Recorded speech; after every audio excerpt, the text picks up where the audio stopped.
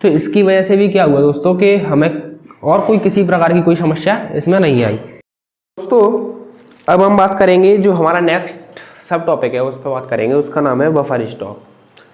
तो हम पहले ये जानते हैं दोस्तों कि बफर स्टॉक क्या है। अब तक हमने जितने भी सब टॉपिक सेगमेंट वगैरह देखे उनमें हमने ये जाना फ्रेंड्स के जो खाद्य सुरक्षा है, फूड सिक्योरिटी है, वो क्या है, क्यों है, किस लिए है, किन लोगों के लिए है, ये सब जान लिया। अब हम जानते हैं कि बफर स्टॉक क्या है।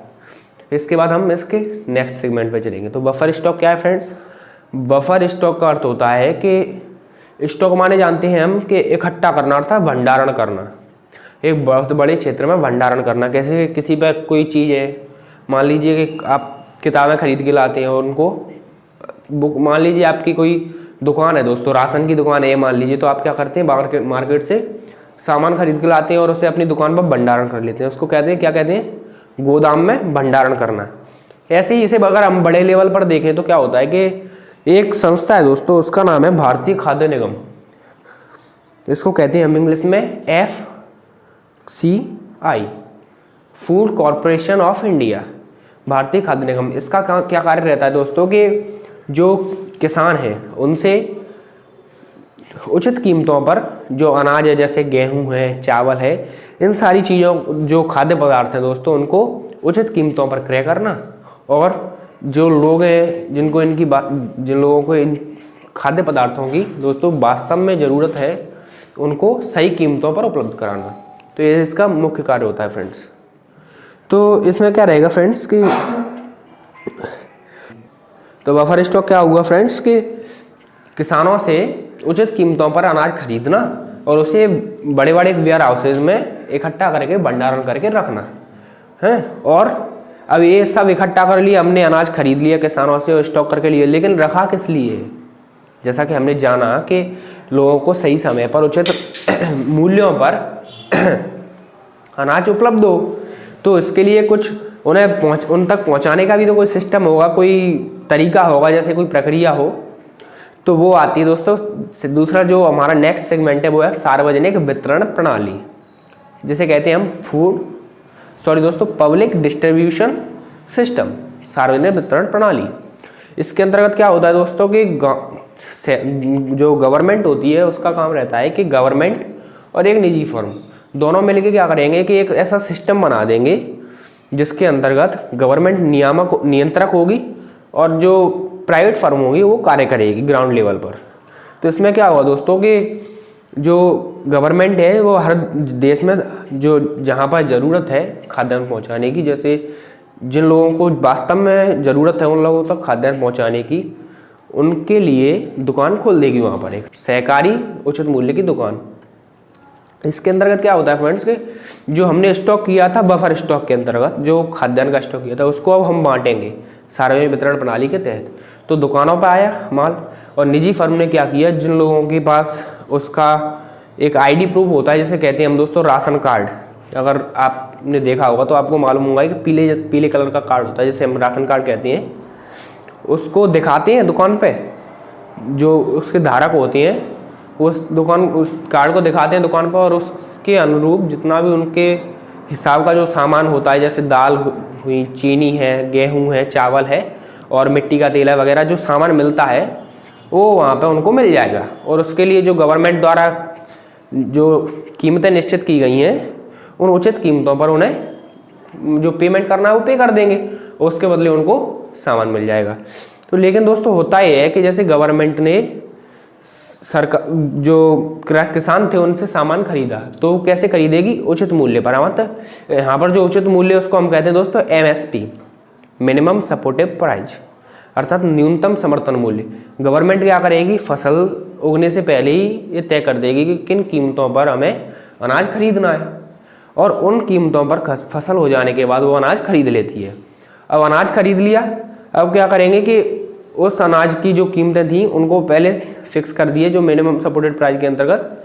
अब उनको पेमेंट किया किसानों को और अनाज खरीद लिया। बफर स्टॉक के तहत उस अनाज को हमने रखा, और अब सार्वजनिक वितरण प्रणाली के तहत दोस्तों क्या हुआ, उसे हम पुनः उन्हीं किसानों में जिन लोगों को ज़रूरत है वहाँ तक पहुँचा रहे हैं। तो हमने किसानों को बांट दिया। अब खरीदा, मान लीजिए गेहूँ खरीदा 20 रुपये किलो, लेकिन अगर हम उसे 20 में ही बांट देंगे तो उसको खरीदने का लाभ क्या होगा फ्रेंड्स? किसानों को या जो वास्तव में जिन लोगों को जरूरत है उनको इसका लाभ क्या मिला?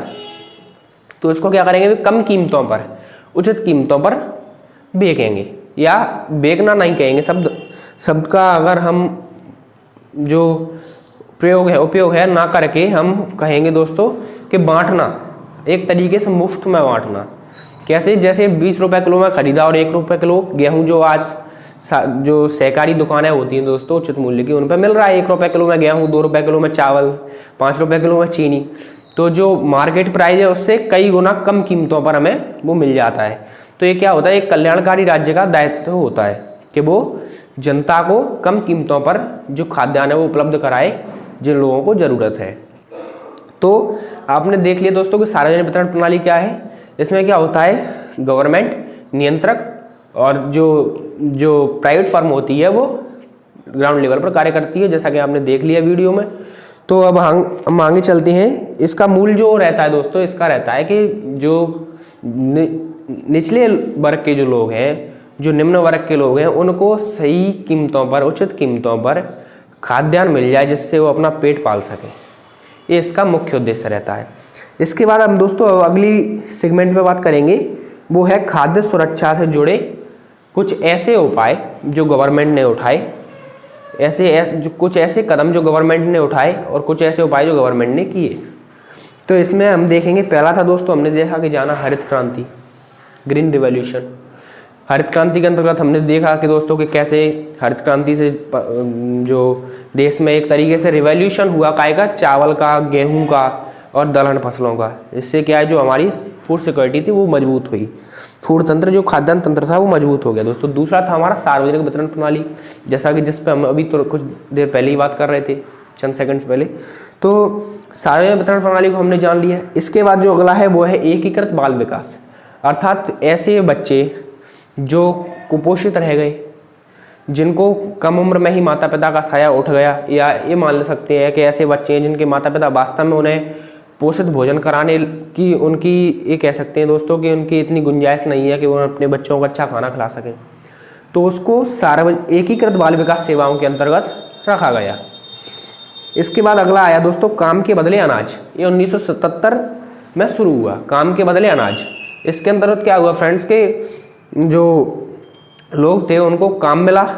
अब बेरोजगार इंसान है दोस्तों, अब वो खाना भी नहीं खा रहा है, कुछ कमा भी नहीं रहा है, तो उसकी स्थिति बहुत खराब थी। तो इससे देश को भी नुकसान हो रहा है।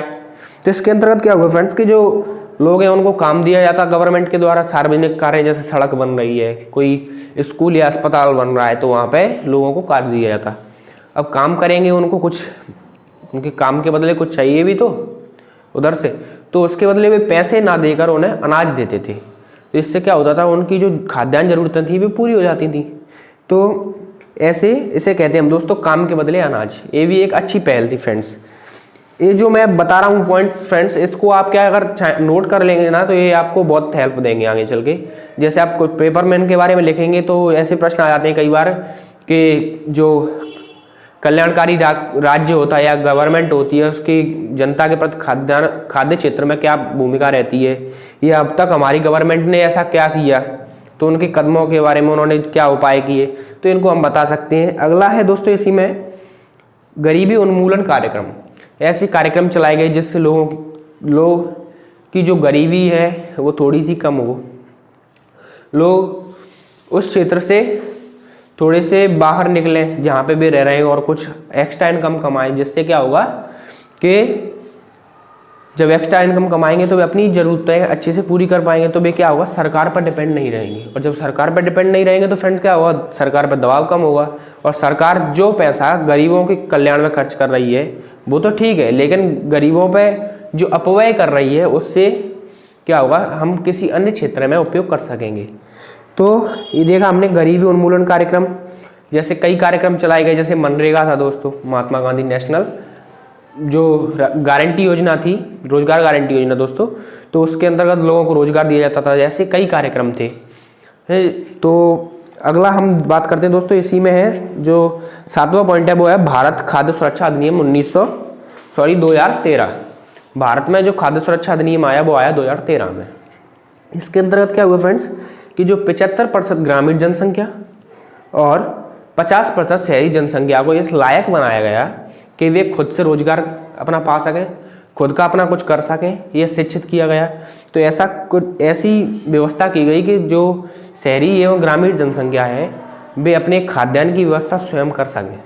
तो एक अच्छी पहल थी, क्योंकि गवर्नमेंट कब तक खिलाती रहेगी दोस्तों, हमें भी तो खुद से कुछ करना चाहिए। तो ये बहुत अच्छा कदम था। इसके बाद वर्ष 2000 में अंत्योदय अन्न योजना आई, अन्नपूर्णा योजना जिसे हम कहते हैं दोस्तों, अंत्योदय अन्न योजना कहते हैं। यह 2000 में आई थी दोस्तों। इसमें क्या किया गया कि 2 करोड़ परिवारों को इससे जोड़ा गया और उनको कार्य भी मिला, महिलाओं को कार्य मिला, उनको भोजन मिला। तो ये सब इसी के तहत की गई, जो मैंने पहले आपसे चर्चा कर चुका हूँ। इसके बाद आया दोस्तों अन्नपूर्णा योजना थी। इसके अलावा सहायकी और सब्सिडी गवर्नमेंट देने लगी। सहायकी आप इससे पहले के चैप्टर में जान चुके होंगे कि क्या होती थी, कि सहायकी के अंतर्गत गवर्नमेंट, मान लीजिए आपने कुछ खरीदा और आपने 10 रुपये की कोई चीज़ खरीदी कहीं से भी, तो गवर्नमेंट उस पर आपको सहायकी या सब्सिडी देती थी। उसमें क्या होता था कि 10 रुपये की कोई चीज़ खरीदी और उस पर गवर्नमेंट ने आपको 2 रुपये या 3 रुपये सहायकी दे दी, तो जो 3 रुपये आपके रिफंड आ गए। तो इससे क्या होता है, आपका जो बजट है वो गड़बड़ाता नहीं था। तो गवर्नमेंट की एक सहायता थी, अच्छी चीज़ है। अगला था दोस्तों, अब हम बात करते हैं, ये जो उपाय थे वो ख़त्म हो गए। अब हम बात करते हैं कि जो बफर स्टॉक है, वर्तमान में बफर स्टॉक की वजह से क्या नुकसान हो रहे हैं फ्रेंड्स। क्योंकि ये तो हमने जाना कि बफर स्टॉक से हमारे जो खाद्य तंत्र है वो बहुत मजबूत रहता है, अच्छा रहता है। लेकिन क्या होता है कि कोई भी योजना जिस माइंडसेट से बनाई जाती है कि इस वर्ग को लाभ हो, तो वो अच्छी बात है। लेकिन कभी कभी क्या होता है कि उसके कुछ जो तरीके हैं वो कभी गलत प्रभाव डाल देते हैं। उससे क्या जो नेगेटिव इम्पैक्ट है वो पड़ने लगता है उसका। तो इस बफर स्टॉक से क्या हुआ फ्रेंड्स, कि बफर स्टॉक और सब चीज़ों में ठीक था, लेकिन क्या हुआ कि बफर स्टॉक, अब खाद्यान्न खरीद रहे हैं, चावल खरीद रहे हैं, गेहूँ खरीद रहे हैं। अब मान लीजिए मार्केट में बिक रहा है 18 रुपये किलो, गवर्नमेंट खरीद रही है 25 रुपये किलो। तो किसान क्या सोचते हैं, जो बड़े किसान हैं, अब छोटा किसान तो जिस पे 1 बीघा या 1 एकड़ या 2 एकड़ जमीन है वो तो कुछ कर ही नहीं सकता है, वो तो अपनी व्यवस्था करेगा, पहले अपने पेट की व्यवस्था करेगा। लेकिन जो बड़े किसान हैं वो क्या करते हैं कि बड़ी मात्रा में गेहूँ और चावल उगाते। अब मार्केट में बेच रहा 18 रुपये किलो और गवर्नमेंट खरीद रही 25 रुपये किलो, तो गवर्नमेंट को बेच रहे हैं। अब गवर्नमेंट के पास क्या हो गया, भंडारण हो गया। और दुकानी जो सार्वजनिक वितरण प्रणाली थी उसके तंत्र तहत जो दुकानें थी उचित मूल्य की, उन पर क्या हो रहा कि जो अनाज आ रहा है, गेहूं आ रहे हैं, चावल आ रहे हैं, वे लोग क्या कर रहे हैं कि उसको डलाए, कोई देख रेख नहीं है, सड़ रहा है अनाज। अब सड़े हुए अनाज को लोग खाएंगे तो बीमार पड़ेंगे, इसीलिए लोग नहीं खरीद रहे हैं उसको। अब वो वहाँ पे खराब हो रहा है और जो स्टॉक में रखा है वो अनाज भी वहाँ पर, क्योंकि यहाँ पे नहीं बिकेगा तो अंदर से कैसे आएगा, तो वो वहाँ पे सड़ रहा है। तो इससे क्या हुआ, एक ऐसा दुष्चक्र बन गया फ्रेंड्स कि इसकी वजह से बफर स्टॉक का नेगेटिव इम्पैक्ट देश भर में पड़ने लगा। तो ये इसके नुकसान थे। इसका जो मुख्य जो तथ्य था वो था फ्रेंड्स कि एमएसपी पे क्या होता था कि एमएसपी पे लोग खरीदते थे, गवर्नमेंट खरीदती थी। आपको जैसे कि मालूम है, एमएसपी पे गवर्नमेंट ने खरीदा और खरीद के इकट्ठा कर लिया, अब किसान तैयार है बेचने को। तो इससे इम्पैक्ट इसका पड़ा एमएसपी का। तो ये एमएसपी का एक नुकसान था दोस्तों। इसके अलावा सहकारी समितियों की खाद्य सुरक्षा में जो भूमिका रही, इसके बारे में हम थोड़ा सा जान लेते हैं। लास्ट जो इसका सेगमेंट कह सकते हैं फ्रेंड्स, वो है कि किस प्रकार जो खाद्य व्यवस्था थी, हमारी खाद्य तंत्र था, फूड स्ट्रक्चर था, कैसे पूरे देश भर में इसमें सहकारी समितियों की क्या भूमिका रही। अब गवर्नमेंट तो कल्याणकारी है, उसका तो कार्य ही है जनता का कल्याण, लेकिन जो सहकारी विभाग है, जो निजी विभाग है कह सकते हैं, उसने भी इसमें भूमिका निभाई। तो निजी विभाग ने क्या किया कि गवर्नमेंट से एक कह सकते हैं कि गवर्नमेंट से एक संधि की। उसमें क्या हुआ कि गवर्नमेंट से तय कर लिया कि हम आपसे अनाज खरीदेंगे और हम जनता में बांटेंगे। उस पर अपना कमीशन रखा, क्योंकि प्राइवेट फर्म है तो अपने आर्थिक हित देखेगी, तो उसने अपना कमीशन रखा और जनता तक पहुंचाने का वादा किया।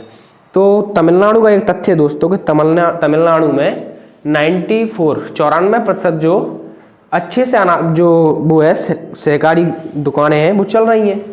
94% ऐसी दुकानें हैं उचित मूल्य की जो अच्छे से चल रही है कहाँ पर, तमिलनाडु में। दूसरा तथ्य दोस्तों कि दिल्ली में एक मदर डेयरी नाम से एक संस्था चलती है जहाँ पर दुग्ध से संबंधित जितने भी प्रोडक्ट बनते हैं, जैसे मक्खन, दही, दूध, कुछ भी हो सकता है फ्रेंड दूध से संबंधित।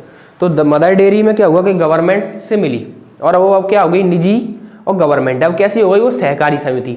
तो सहकारी समिति के अंदर अब ये दोनों मिलकर क्या कर रहे हैं, गवर्नमेंट, अब वे गवर्नमेंट के नियंत्रण में लोगों का कल्याण करेंगे। मानी मार्केट में दूध मिल रहा है 40 रुपये किलो, लेकिन वे देंगे 35 या 30 रुपये लीटर।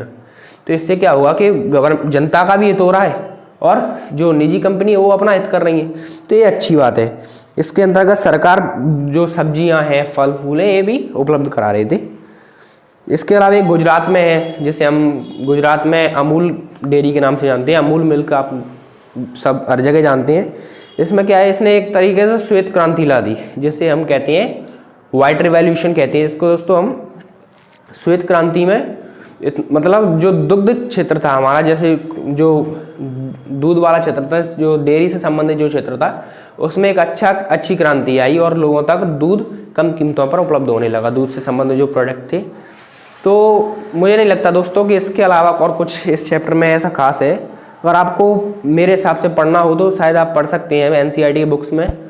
वैसे मैंने अच्छे से एक्सप्लेन कर दिया है अपनी तरफ से, लेकिन अगर कोई प्रॉब्लम हो फ्रेंड्स तो आप मुझसे बिल्कुल संपर्क कर सकते हैं। नीचे मैं आपको नंबर दे दूंगा जिस पे आप बात कर सकते हैं और कमेंट भी कर दीजिए। इसके बाद जो क्वेश्चन आंसर हैं उनके लिए मैं एक अलग से वीडियो डालूंगा जिसमें आपको मैं अच्छे से एक्सप्लेन करूंगा सारी चीज़ें। तो दोस्तों आपको किसी प्रकार का जो चिंता है वो करने की ज़रूरत नहीं है इस चैप्टर से जुड़ी हुई। तो आप क्या कीजिए, तो दोस्तों आप क्या है, जल्दी से सब्सक्राइब बटन को दबा दीजिए। इससे क्या होगा, जैसे ही हम अगली वीडियो डालेंगे क्वेश्चन आंसर से संबंधित, तो आपके पास तुरंत नोटिफिकेशन पहुंच जाएगा। उसके लिए आप नोटिफिकेशन बेल को ऑन कर लीजिए और वीडियो को लाइक कर ही दीजिए, क्योंकि दोस्तों आपको पता है कितनी देर से मैं आपको एक्सप्लेन कर रहा हूँ। तो वीडियो को लाइक कर दीजिए। उसमें ऐसा नहीं है कि आपको कोई फीस वगैरह लग रही है, तो वीडियो को लाइक कर दीजिए प्लीज़। तो दोस्तों मिलते हैं अगले टॉपिक में, तब तक के लिए नमस्कार।